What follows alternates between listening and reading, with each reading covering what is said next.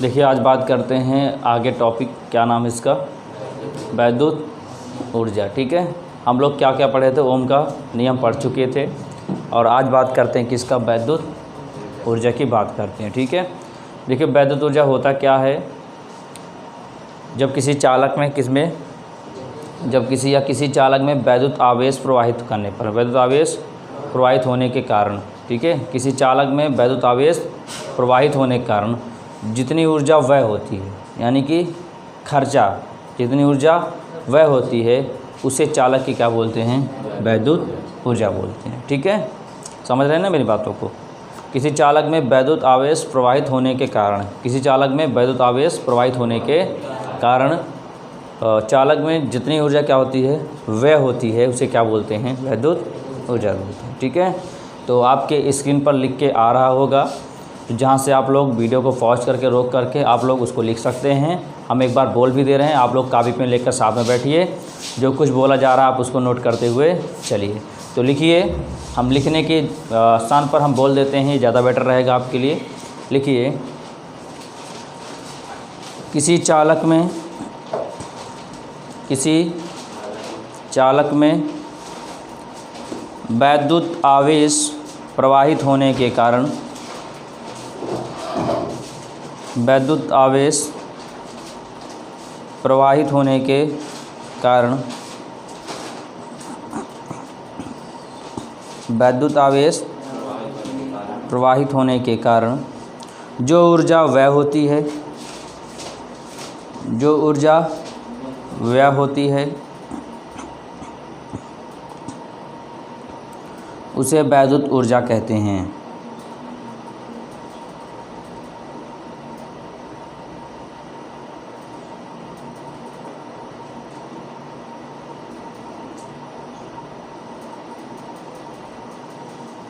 ठीक, क्या लिखवाया गया, किसी चालक में वैद्युत आवेश प्रवाहित होने के कारण जो ऊर्जा क्या होती है, व्यय होती है, उसे क्या बोलते हैं, वैद्युत ऊर्जा। तो वैद्युत ऊर्जा क्या होता है, वैद्युत ऊर्जा यानी कैपिटल W इक्वल टू, ये क्या होता है, विभवांतर गुणे आवेश। ठीक है, क्या होता है, विभवांतर गुणे आवेश। ठीक, तो विभवांतर को हम लोग किससे डिनोट करते हैं, V से, आवेश को Q से। ये कितना आया, W, ये मान निकलेगा W इक्वल टू VQ। ठीक, VQ निकला। और इसको हम एक और लिख सकते हैं, क्या लिख सकते हैं, क्यों, इसको हम कर क्या सकते हैं, किसी चालक में T सेकेंड में, अगर हम देखें किसी चालक में T सेकेंड में वह वैद्युत ऊर्जा तो क्या होगी, हो जाएगा W equal to V into IT हो जाएगा। कैसे, क्योंकि हम जानते हैं Q होता क्या है, Q इक्वल टू I गुणे T होता है ना, Q equal to I into T होता है ना। आवेश से हम स्टार्टिंग में ही पढ़े थे। ठीक है, अब जिनके लिए समस्या आ रही होगी कि ये कहाँ से आया, उनसे आग्रह ये है कि वो पुराना लेक्चर जाकर हमारा देखें, तब जाकर ये लेक्चर देखें, तब उनको समझ में अवश्य आएगा। अब यदि चालक में प्रतिरोध R हो तो किसी चालक का प्रतिरोध क्या हो, R हो, तो वह वैद्युत ऊर्जा क्या निकलेगी, क्या निकलेगी, तो वैद्युत ऊर्जा बता सकते हैं यहाँ से कितना होता है। ये हो जाएगा W इक्वल टू, हम जानते हैं V इक्वल टू होता कितना है, I इंटू, होता है कि नहीं होता, हम इतना जानते हैं ना। तो जहाँ पर V है वहाँ क्या रख देंगे, I R और I T,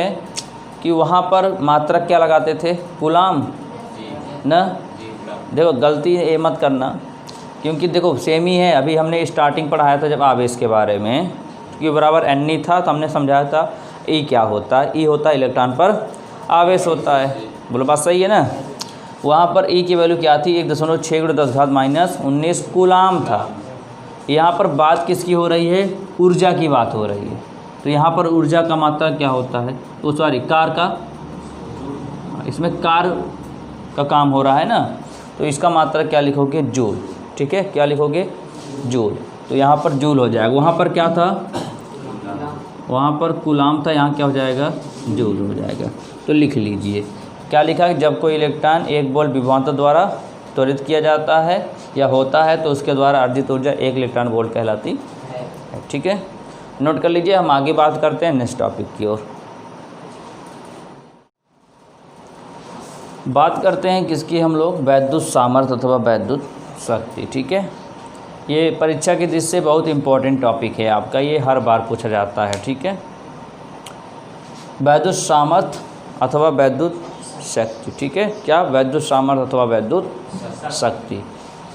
देखो होता क्या है, किसी वैद्युत परिपथ में, ध्यान सुनिएगा, किसी वैद्युत परिपथ में वैद्युत ऊर्जा व्यय होने की दर को, किसी वैद्युत परिपथ में वैद्युत ऊर्जा व्यय होने की दर को क्या बोलते हैं? वैद्युत सामर्थ्य या वैद्युत शक्ति बोलते हैं। ठीक है, बात समझ में आई ना? क्या बताया गया? किसी परिपथ में क्या बोला गया?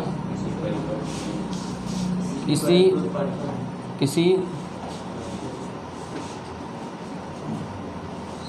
वैद्युत परिपथ में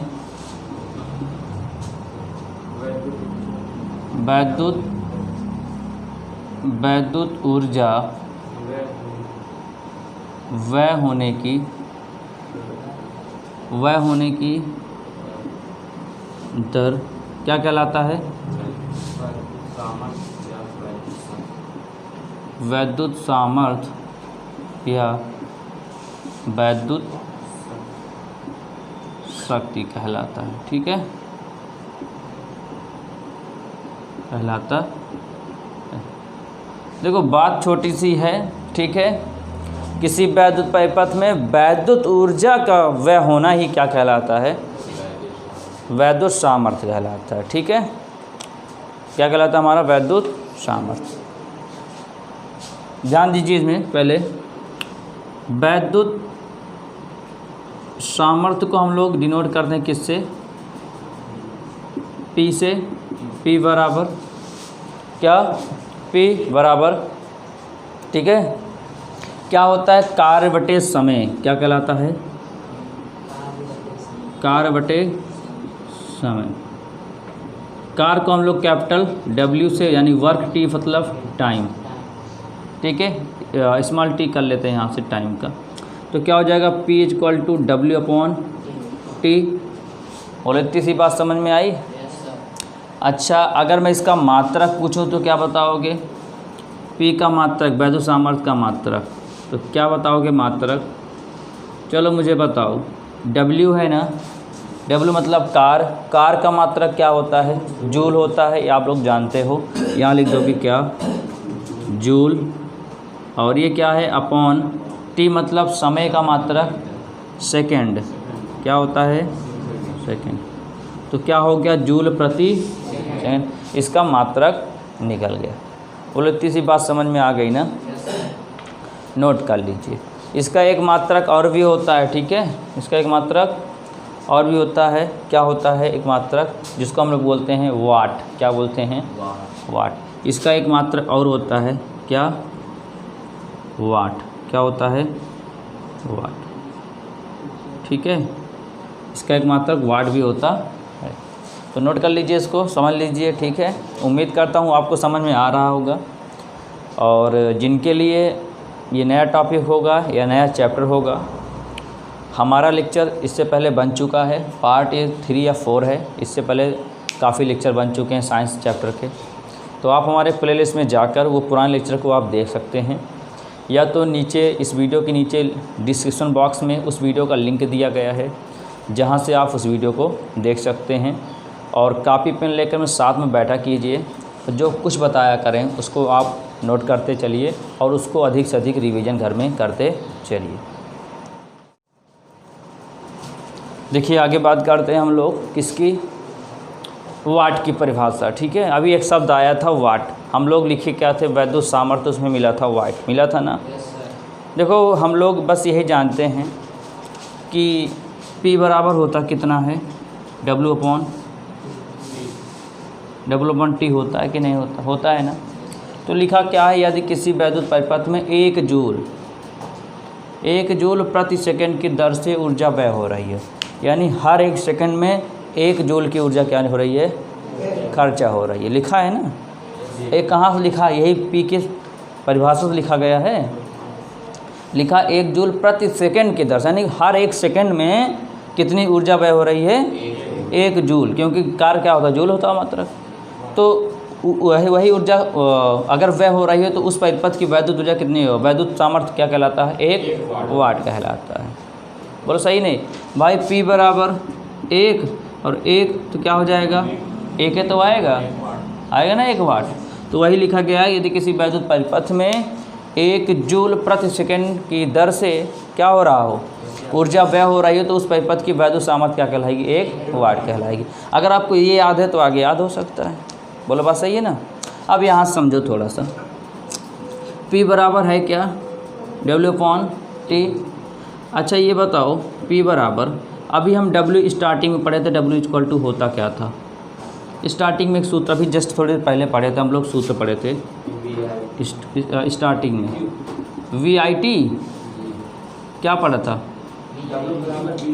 हाँ VIT। तो जहाँ पर W है वहाँ कहाँ क्या रख देंगे, VIT रख देंगे। तो VIT अपॉन T, T से T, P बराबर क्या आया, VI आया। बोलो इतनी बात समझ में आई, कोई दिक्कत। अब दूसरा सूत्र W का निकला था, 3 सूत्र निकला था ना। दूसरा क्या था, कितना था, अच्छा देख लिया जा रहा है कितना था, VIT तो कितना निकला, P इक्वल टू वाई।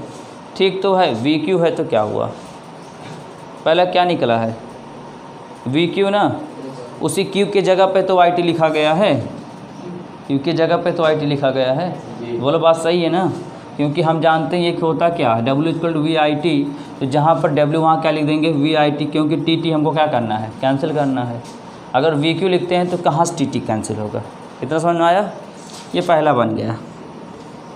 दूसरा W क्या निकला हुआ है हमारा, I स्क्वायर RT। तो यहाँ पर रखते हैं फिर से, P बराबर W जगह रखते हो I square RT upon T, यही तो है। बोलो बात समझ में आ रही कि नहीं आ रही, ठीक है।